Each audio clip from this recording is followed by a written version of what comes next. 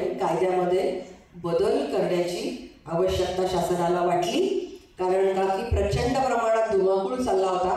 चंद्रशेखर स्वामींचं मंदिर एक मोठं उदाहरण आहे की जे 1500-1600 वर्षापूर्वीचे, जेव्हा इस्लाम धर्म अस्तित्वातच नव्हता, इस्लाम धर्म अस्तित्वात नसलेल्यापासूनच्या वास्तू तुम्ही आमच्या म्हणून सांगताय. निर्लज्जपणाची, बेशर्मीची कमाल गाठली होती आणि अनेकांनी याच्यावर तक्रार केली होती. आणि तक्रार करणाऱ्यांमध्ये फक्त हिंदू नव्हते तर मुसलमान सुद्धा होते. वाजिद सय्यद नावाचे एक गृहस्थ कल्याण डोंबिवलीच्याच भागात, तुमच्या भागामध्ये राहतात, ज्यांनी मला थँक्सचं पत्र पाठवलंय की ते म्हणाले की माझी स्वतःची प्रॉपर्टी होती, मी कधीही वक्फ केलेली नाहीये आणि ही वक्फ कशी लागली. त्यामुळे न विचारता लँडच्या ताब्यात घेतल्या. याचे विक्टिम्स, याचे बळी, याचे पीडित हे विविध धर्माचे आहेत आणि त्यांच्याही धर्माचे आहेत आणि म्हणून कायदा बदलण्याची आवश्यकता लागली. मी बाकीच्या आकडेवारीमध्ये जात नाही. मी 2-3 तुम्हाला मोह होतो, मला 5 मिनिटं एक्स्ट्रा द्या. आणि सुप्रीम कोर्टाला पण तुम्ही आता बघत असाल, वेगवेगळे यूट्यूबला पण कितीतरी मुलाखती तुम्ही बघत असाल. विष्णू जैन ॲडव्होकेट आमच्याकडे JPCला येऊन गेले ते, हरिशंकर जैन, अश्विनी उपाध्याय, हे बिचाऱ्यांची तडफड होती आहे का.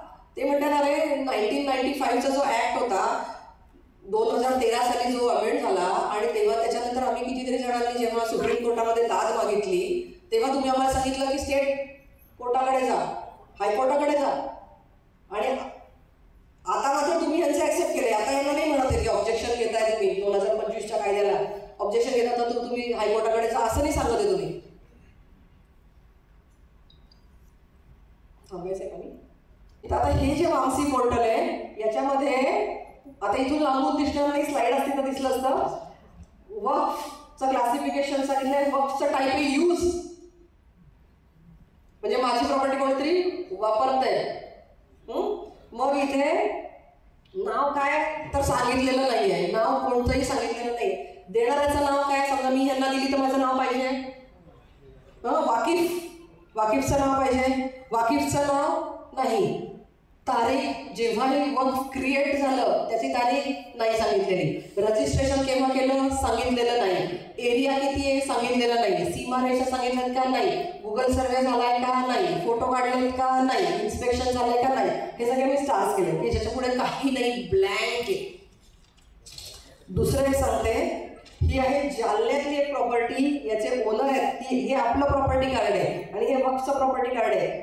हा सेम सर्वे नंबर, फक्त सर्वे नंबर टाकलाय, बाकी कोणती माहिती दिलेली आहे. प्रॉपर्टीचं नाव आहे, ओनरचं नाव आहे नारायण शेषराव ढवळे, समाधान शेषराव ढवळे वगैरे, ज्ञानेश्वर ढवळे, ही खरा ढवळे यांची प्रॉपर्टी आहे. ही सेम प्रॉपर्टी वक्फवर दाखवली. आम्ही खूप अभ्यास केलाय. हे डॉक्युमेंट आम्ही आमच्या अभ्यासात शोधून काढलंय. Same property is enlisted as a Waqf property.